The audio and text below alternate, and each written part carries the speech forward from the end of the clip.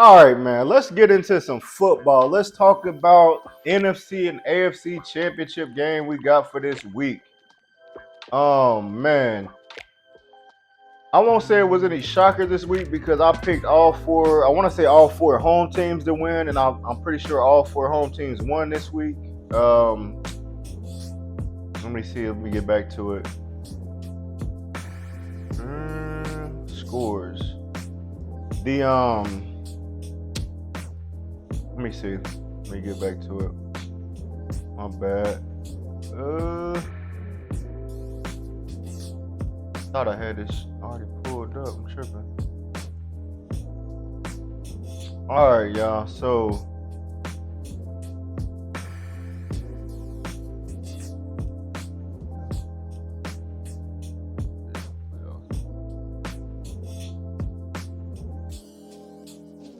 all right, so Texans, they got their ass whooped by Ravens. I had Ravens winning that one. They won 34-10. Packers lost to the 49ers. That was a close one. 49ers was able to pull it off. They won by 3.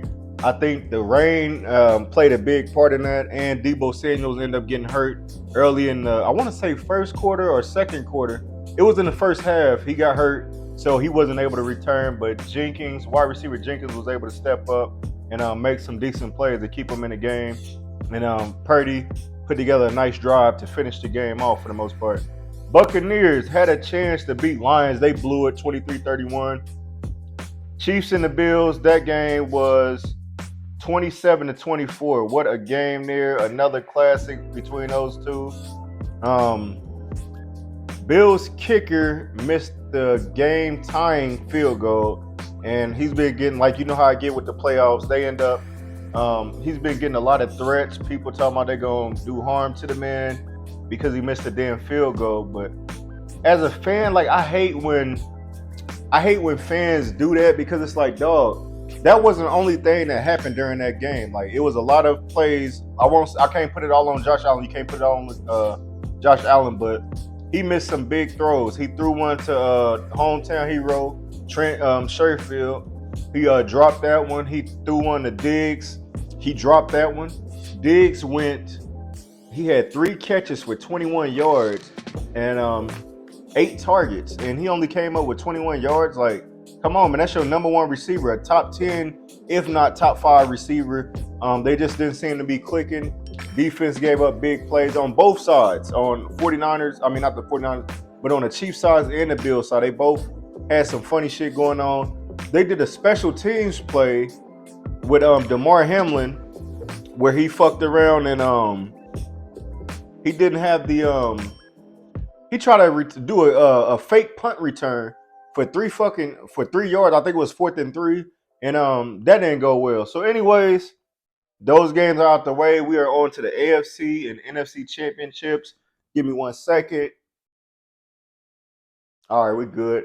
Yeah, NFC AFC championships, man. What I want to do. I just want to go down. I want to break down both of these games right quick because I had one of my homies. He called himself the guru, man. Shout out to my boy Blue, man. But his outtakes we starting to call him Pete Bayless because he be sounding like Skip Bayless at times. Like the same shit Skip would say, this is the same shit my boy would say. But I'm gonna break it down for him. I'm gonna see if he responds to the video like I asked him to.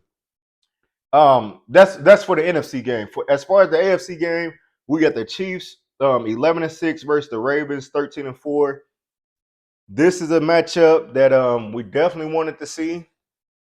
As far as this game goes, I am rocking with the Ravens. I believe with the year that Lamar Jackson has had, with him being told that he wasn't worth a certain amount of money, for him about to be getting traded, and teams just said they ain't want him because they ain't want to sign him, give him that max deal. For him to get this team all the way to the AFC Championship, I think that's pretty dope. But to say that, as far as the Chiefs go, this is where I want their shit to stop. Do you know I'm tired? Like I said, I'm still tired of the little Swifty thing they got going on with Taylor Swift. Now they got Jason Kelce, Travis' brother, up there with his shirt off, getting drunk, going crazy because he just retired from the Eagles. But it's like, dog, I don't want to see none of that shit. Keep it football, keep it on the field. Fuck what's going on in the skybox. Let them look at the game. Y'all keep the damn camera on the field. Anyways, with this one, with my prediction for this one, I believe that the Chiefs defense is going. The Chiefs defense is the top defense this year, but I believe that Lamar Jackson will be able to still scramble and get his yards as he always does. But with the run game, I know that he could get his running backs involved.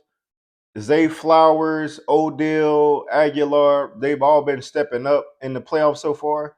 I believe that they'll be able to get it done. That Ravens defense ain't been playing around either. And I think on the opposite side, I think that the Ravens will be able to bottle up Kelsey. That leaves Rashid Rice and whoever Scantley to have to make plays. I think Rice will have a decent game, but if they bottle Kelsey up and he can't get in the end zone, it's going to be a problem. Pacheco should still be able to run, but with that, like I said, with that Baltimore defense, this is the old school Baltimore defense. Not saying they on Ray Lewis and Ed Reed, McAllister and them boys level, but this is a top tier defense. I believe that the Ravens defense is better than the Chiefs defense. I believe that they core plays better together. All Ravens got to do is put pressure on Mahomes, force him to make bad passes, and try to slow down Pachenko. But if they got to bottle up, they have to bottle up Travis Kelsey. Keep him out the end zone. He had 2 touchdowns last week. If they keep him out the end zone, they should be able to win this one. I'm going with the Ravens to win this one. I am going to say 23 to. I'm gonna go 23-16. I said I think it'll be a close game, but I just believe that Ravens will pull this one off. Moving on to the Lions and 49ers game, the game I wanted to get into. I want to break it down because I got a couple homies that one of them he's from Detroit. I think he said he's from Detroit, and now he's these last 2 years I think they got better. He's been rocking with him. My boy Perry, you ain't slick, motherfucker. These last 2 years he been rocking with him. And then on the other side, I got a couple of 49er fans that's realistic, but we got one of our homies in our little sports group, Pete, that this motherfucker is he hate Purdy so much because he has a solid team and he's a 7th-round quarterback. Let me say that again. He's a 7th-round quarterback. He's expecting this dude to go out there and play like Tom Brady every night or whatever the fuck he's expecting. But he says he's not as good, but he finished top 10 with receiving yards. His ratio, his touchdown to interception ratio was solid. QBR was okay. But overall, he's here and he's not even supposed to be in this position. He shouldn't even be starting. But he's found a way and he fits that system. He one of the things that he was saying is that he don't throw the ball deep. What's the purpose of throwing the ball deep if you got players that pick up yards after the catch? You feel me? Debo Samuel, Ayuk, George Kittle, and you got McCaffrey in the backfield. You don't need to throw deep to those guys. You just need to throw it somewhere 5-10 yards and let them pick up them yards, man. These some strong ass dudes. But as far as the breakdown go, I'm gonna start with the offense first. As far as quarterback, Jared Goff, I'll say Jared Goff and between Jared Goff and Brock Purdy, I'm gonna give Jared Goff the edge because he's been to a Super Bowl, so he knows what it feels like to be in a Super Bowl. He takes more risks as far as passing the ball. Brock Purdy is a more of a, like I said, short pass guy, but he got guys that pick up hell of yards after the catch. So I'll edge Jared Goff with that one. As far as the running backs go, we got Gibbs and David Montgomery on one side, and we got McCaffrey on one side.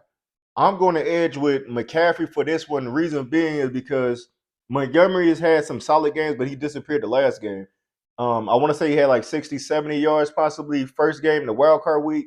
But as time has went on, these next games he's been progressing, well, declining.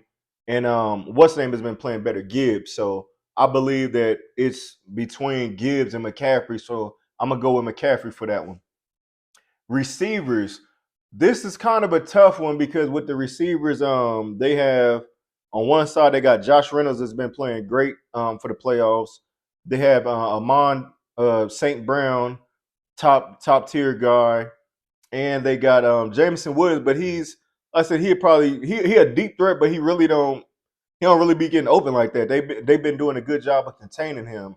Um, on the receiver side for the 49ers, you got Debo Samuels, Brandon Ayuk, Jennings just came in and he played some of the game. And what else is it? That's it. Oh, but I guess I could throw the tight ends in there with him. George Kittle on this side with the 49ers, and then you got Sam Laporte, the rookie, with the Lions. Um, I would give the edge to the Lions just because Debo Samuels is not healthy. They said he got a shoulder injury. He's been battling. I said he left last week be in the first half. So now that it's a possibility that he might not play, I'll give the edge to the Lions. However, if Debo plays, I believe he's not gonna be 100%, but he's gonna give 100% out there. And he knows what he feels like to be in the NFC Championship. But I'll give that edge to the Lions as far as the receivers go. The O line, you got Trent Williams on one side, and then the Lions, they got two of their I want to say they tackles, two of their tackles, the outside guys on the team. Both of them are injured right now. They might. It's a possibility that they might play. So I'll get an edge to the 49ers. Move on to the defense. I'll give the edge to the 49ers on the cornerbacks and the safeties, the secondary, because they just play better. I believe Lions defense is suspect. Um, the defensive line, I'll give that to the 49ers as well. They got Hutchinson on the Lions. He's a solid dude. I think this is his second year. He's been playing great. But one of those defensive end, either Chase, he's gonna have Trent Williams gonna be on the left side, so I'm expecting him to. Hutchinson plays. I want to say he plays on the right side, but at some point, like he moves around a little bit. But I don't think he's gonna go to that left side to go against Trent Williams because that'd be an issue. I don't think he'd be able to get past him like that. So I get an edge to the 49ers as far as the defensive line. The linebackers, you really ain't got to say much. I can't even name a linebacker on the Lions, but with the 49ers, you got Warner, you got Dre Greenlaw, and I can't think of the other buddy name right now, but they got the if not top linebacker core. So if you heard everything I just said, pretty much the 49ers got them beat on everything. The only way I can see the Lions winning this game is if they find a way to get Gibbs and Montgomery to be activated. If they both can get about 50 plus yards or both of them can score, I think they'll do okay in the run game. But somebody else outside of St. Brown is going to have to step up. Like I said, Josh Reynolds been playing great. If they could get both of them activated, that'd be a problem. The 49ers defense, the pass coverage hasn't been too great lately. Like I said they got the linebackers to stop the run, but they just haven't been what the fuck is going on here? Damn, this motherfucker. Oh, I'm tripping. I would say what I'm going to say is for my prediction for this game, I'm going to go with the 49ers. I believe they should win. I'll say either 30 to 20 or 27 to 17. I think it'd be a solid game in the first half, but I see the 49ers pulling off in the second half. If Debo Samuel doesn't play, I still believe that Jennings will come in. Last week he had 5 catches for 61 yards. I believe he could come in and do the same thing because the Lions defense is suspect. That's all I got for the NFC Championship. So my final picks for this is the Ravens and the 49ers. Both of those guys are they both the number one seed. I believe that those two will be the two that's representing the NFL Super Bowl for this year. That's all I got for football. Like, share, subscribe to the channel. Meet you for the Midwest Podcast. Um, if you want to be on the show, you want to talk football, sports, whatever, get at me.